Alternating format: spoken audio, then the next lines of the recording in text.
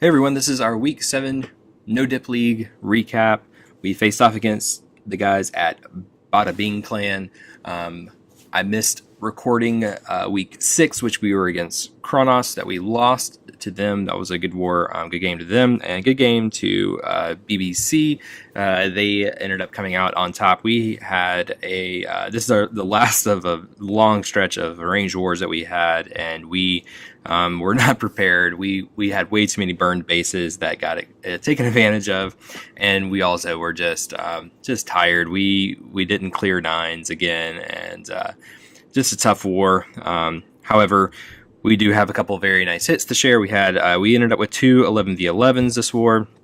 Only had two 10v10s, so not quite the performance we usually are able to get, but really nice to share some 11v11 triples. So we'll do that now. This is a never-ending queen and king, and then the warden's also in on this. Does a nice job of funneling the heroes in, and gets some wall breakers in here as well to open this up so that the warden and queen will end up pushing into the base over here at the 9 o'clock side.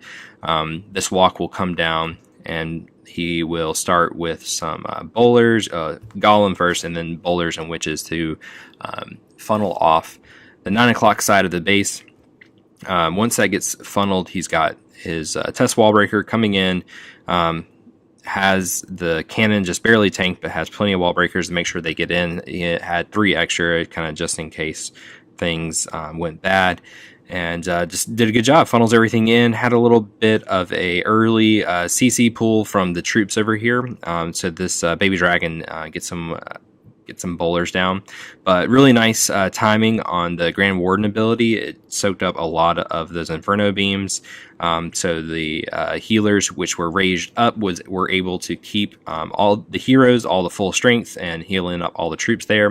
And then the Warden ability also saved, I looked like almost all of those eagle hits. So perfectly timed. Just a great ability there. With the great ability, keeping everything up and keeping the healers raised up, he's able to keep his heroes fully alive. Still has his queen ability. Did end up using the king ability, so the king's charging out front now. He's taking a lot of damage, but queen and warden are hanging back, still having the queen ability, still having that warden buff. And then the troops over here that kept going, just staying alive to the very end, doing a great job. These 2 witches, max witches, just spawning the skellies just fast enough that they can deal with these point defenses kind of one by one, and everything just comes back together. Uses his queen ability, gets down these last point defenses. There's some splash over here. This bomb tower started to take out the queens and the witches, the queens. Don't listen to me, Supercell. You break your game enough. So yeah, nice hit, good work there. This was a nice 11v11. This was the first 11v11 we've had in league play, and that was really nice. And then shortly after that 11v11, we got our second 11v11 ever in league play. So pretty standard golem, witch, bowler, kind of just deploy all the troops on one side of the base. So use all the fingers, spam all the troops down. What was done, as far as credit to be given with a hit like this, is the jump placement, keeping troops from straying too far. Also a well-timed warden ability, saving some eagle hits and saving troops in the Inferno. The heal spell there in the middle to keep the bowlers happy was also really big, and getting in on that eagle as quick as possible was very important. All his troops are able to take that third jump now to get in very deep and get this push onto these backside Teslas that could have caused some some issues because of just how much DPS they have. The queen stayed back, which is very good timing. She stayed back and got the Inferno Tower down without having to use her phase, and plenty of troops on the flanks on both sides of the base. This just worked out perfectly. There were not any giant bombs to get these witches or bowlers. I think there might have been one initially up here, and you saw that, and then you just saw that one there. And so with this, just the placement of those two, it just wasn't enough.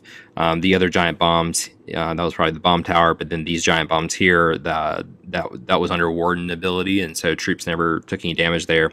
So just got lucky. I mean, not got lucky in that he correctly identified the right base to put this hit on, but the base was also unnecessarily susceptible to it. I think you can place those some of those traps differently, so that anti-3 base was just not a very well thought out anti-3. I don't think.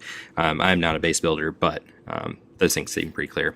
Buggy had a really nice 6-pack this war. I'm just now remembering I have a meeting to go to. Sneak peek. I or look into my world. I do these at work. Some of the benefits of the job. Has a wall breaker fail there. Is not going to be able to get in. Actually, I think he will. I did not actually watch this ahead of time. I was trying to sneak in recording this recap really quickly. I think this is in range, or does this wall piece here keep the queen out of range? Let's see. We'll find out in just a moment. We'll see how he does. Yeah, so it looks like queen's going to not be able to target the Inferno Tower. Yeah, so doesn't get very good value there. Has the big miner hit.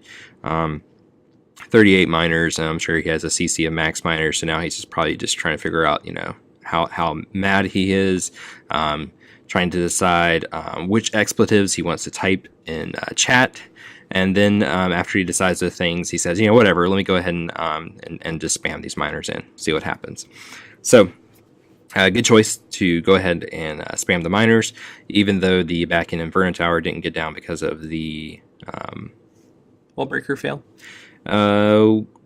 Excellent rage spell there. The way that he covered that Tesla farm and the king and queen, and a heal spell there, using all his heals to keep his miners up early through the Inferno Tower and then back out the backside, and especially in that extremely high DPS area, got just very good value.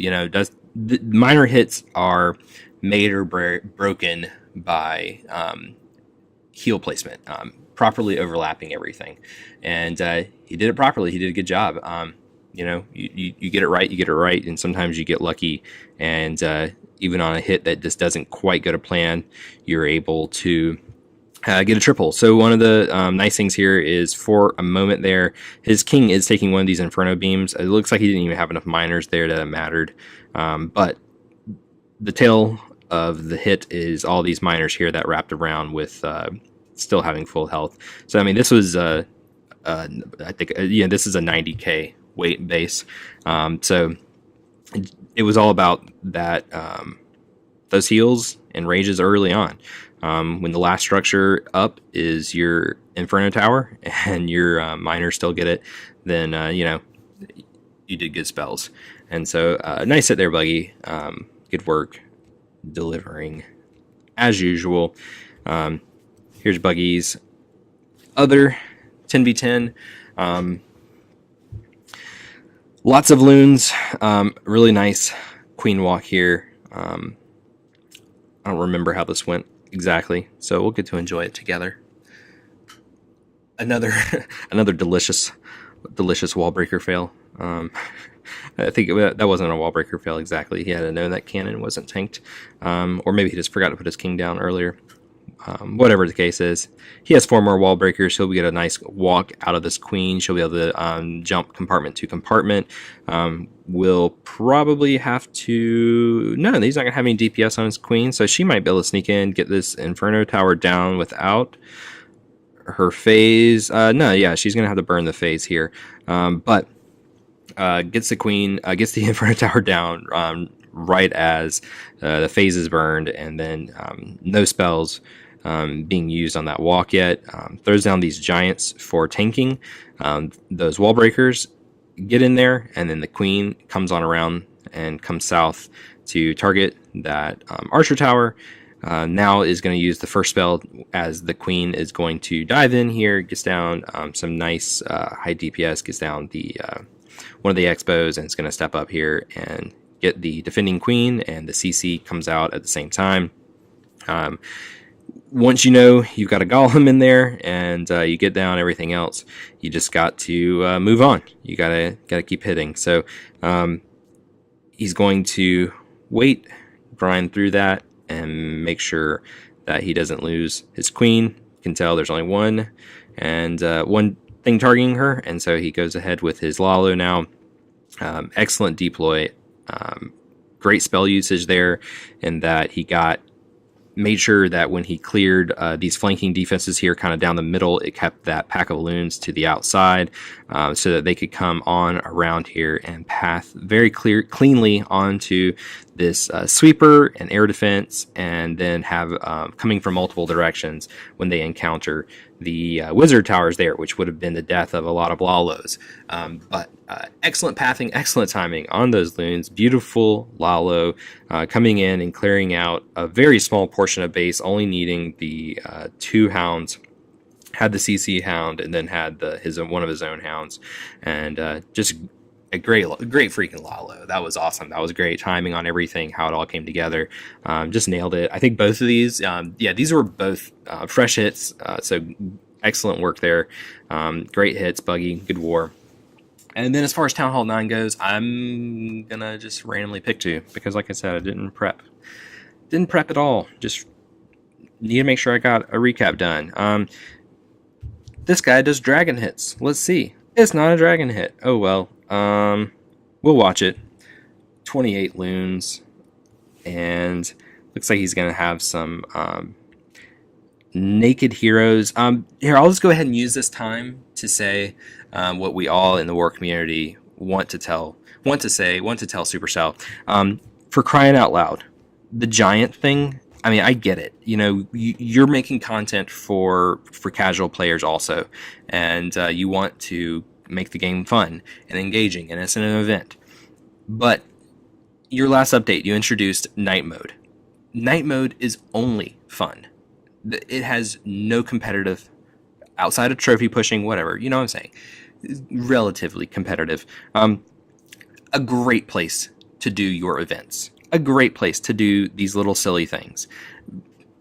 You know, in the middle of a war, I mean, many of us were in the middle of arranged wars, things that we put forth a lot of effort into and a lot of time planning our attacks, that all of a sudden you hit a maintenance break, and all of a sudden builder huts are spawning freaking giants. A little bit absurd that, you know, you have so little respect for the competitive community that you would do that. I think it's ridiculous. It's tremendously short-sighted. Yeah, it is a very small change to the game. But I am certain. Why did I say it that way? I don't know. But I am certain someone got screwed by a stupid giant spawning out of a builder hut. I just don't know what to say other than, yeah, it is a small thing. Yeah, it might have affected very few people, you know, getting a 3-star. But just the kind of the audacity of doing a change to a game that you've been kind of working toward in some way, the esport aspect of it, you know, and as far as CWL goes, and having the finals at your headquarters, that on the week that CWL starts, and also there's other leagues going on simultaneously, that you would introduce something like this, and it would also be in effect in a war. A little absurd, and quite frankly, just disrespectful to the entire war community. I'll put it out there. That Supercell just sometimes just does some stupid stuff. Bless their hearts. One last Town Hall 9 hit. I picked a good one, the first one. We'll see if I get lucky on the second one. A giant coming in, tanking, so that these two, would have been 2 loons, could get the archer tower down, but it ends up working out just fine. Gets it down anyways, even though the Sam hit the first loon.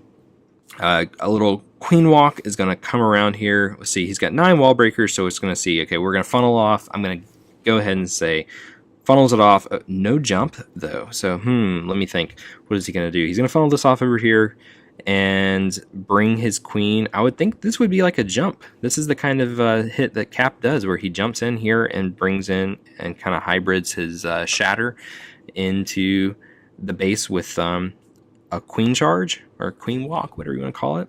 So we'll see what he does. I guess he might just rage up these wall breakers and has the king tanking, and then we'll get a double layer wall break. Let's see what happens. So queen is stalling out over here, dealing with skeleton traps, dealing with the absurdity of giants spawning out of it.